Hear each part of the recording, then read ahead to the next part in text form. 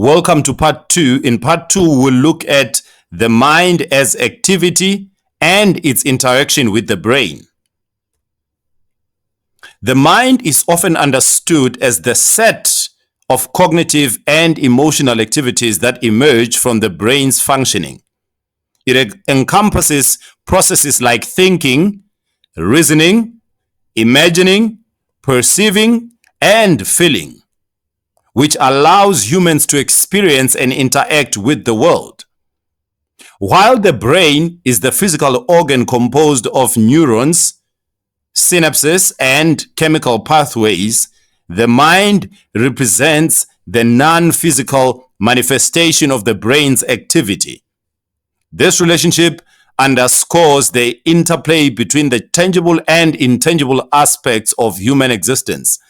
Now, in layman terms, the brain is nothing but an electronic switching station, and the mind is not necessarily a physical organ, but an activity that happens in the brain, if that makes more sense. But we'll look at how the mind is divided, because the mind is divided into two components, which is the conscious and the subconscious.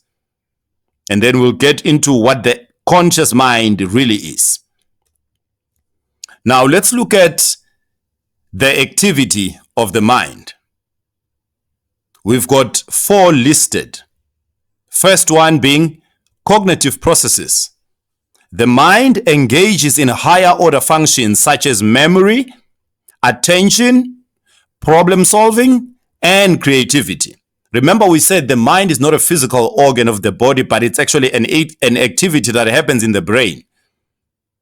These processes depend on the brain's neural networks, particularly in regions like the prefrontal cortex and the hippocampus. The second activity of the mind is emotional and psychological states.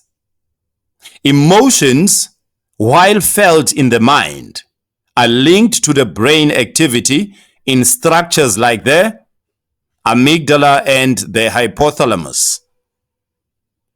Psychological states like stress or joy are influenced by neurochemical changes in the brain, such as the release of cortisol or dopamine.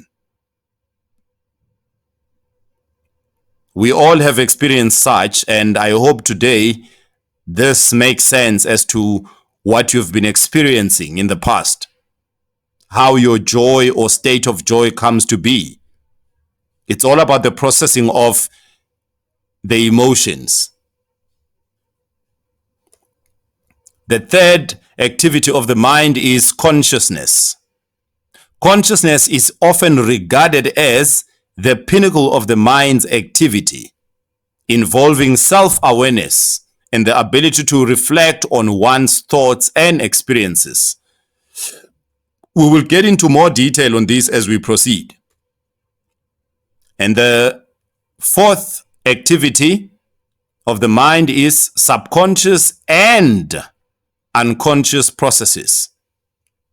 Much of the mind's activity occurs beneath conscious awareness, including habits, instincts, and deeply rooted beliefs. And now we will look at the interaction between the mind and the brain. First off, we will look at neuroplasticity. The brain structure and function can be shaped by the mind through repeated thought patterns, behaviors, and learning. For example, practicing mindfulness can increase gray matter density in regions associated with self-regulation. The second interaction between the mind and the brain is thought and biochemistry. Thoughts generated by the mind can influence the brain's chemical environment. Positive thoughts can boost serotonin and dopamine levels, improving mood, while negative thoughts can increase stress hormones like cortisol.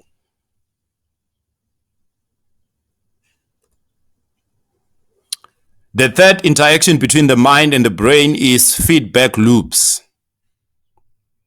The brain processes sensory information and relays it to the mind for interpretation. The mind's response, in turn, can shape how the brain reacts to full stimuli, creating feedback loops.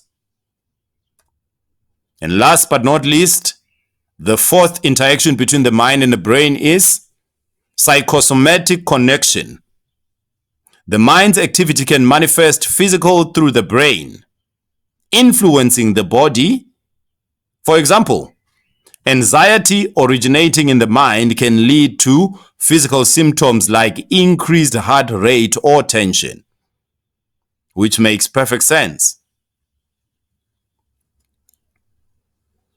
Now, here are some examples. When a person learns a new skill, such as playing an instrument, the mind focuses attention and intention on the activity.